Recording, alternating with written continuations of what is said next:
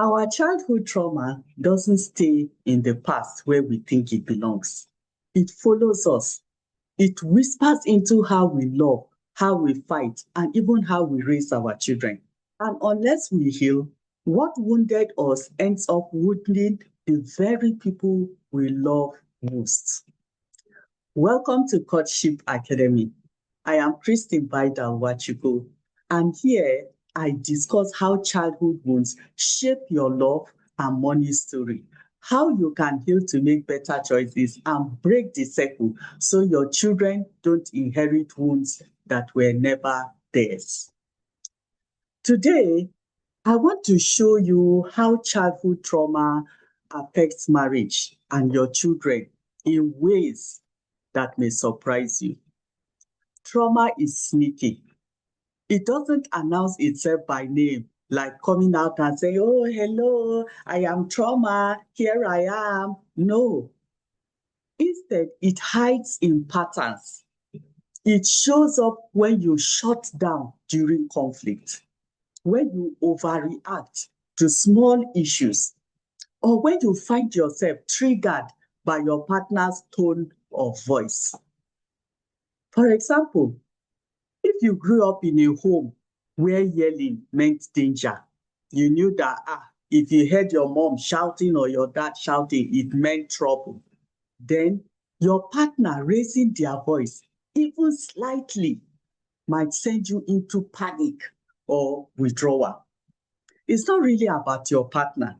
It's about what your body remembers. It's reacting to what feels familiar. And here is the catch.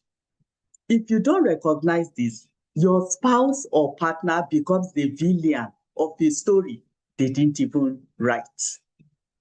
So, how does this play out in marriage? You'll find that you have communication struggles. You avoid hard conversations because as a child, speaking up was unsafe. So to you, silence feels safer, but it creates a distance between you and your partner. You will have trust issues. If you were abandoned, maybe your parents got divorced, or you were neglected, maybe your mother was always busy and didn't give you attention, or you were betrayed earlier on in a relationship. You might always brace yourself for the day your current spouse or partner leaves you. That fear can create jealousy, control, or constant testing. You want constant reassurance the person will not leave. And you will agree with me that that can feel overwhelming for your partner. Conflict patterns. Some people might, like fight how their parents fought. Harsh words, stonewalling, walking out. Others may repeat the very opposite, but in extreme ways. They may shut down completely. They won't even talk to anyone. But marriage is meant to be a place of healing and growth. But unhealed wounds can make it feel like a battlefield where the fight is less about today and more about yesterday, your past. Now, let's talk about the next generation, your children. Here is how unhealed trauma affects them. Children don't just hear what we say, they absorb who we are.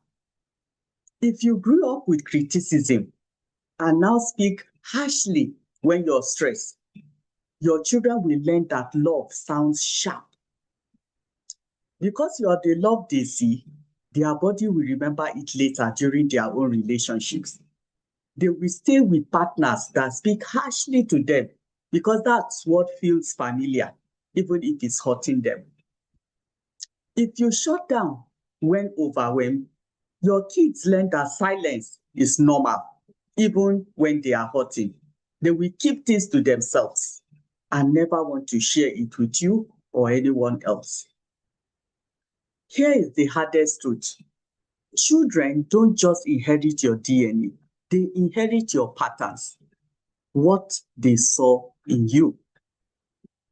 And I'm only saying this to awaken you, not to shame you. Because awareness gives you the chance to rewrite the story for your family, for your future.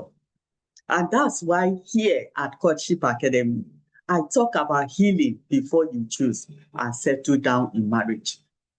So what can you do if you recognize yourself in what I have said? One, name it. Healing starts with honesty. Admit that your childhood left wounds. That doesn't make you weak.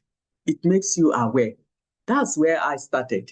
It took me 57 years to name it, but it doesn't have to take you that long. That's why I'm here. Two, pause before you react. Ask yourself, am I reacting to my partner or to my spouse or to my past? That pause creates room for change, for you to decide your next action. It's the let me time. Intentionally choosing what you can control. Let me do X, Y, Z. It's not focusing on what you think your partner should do, because you cannot control another person's actions. So it's about pausing to think about the right action you should take. Then three, seek healing. This can be in form of a therapy, prayer, inner child work, or simply practicing new communication habits.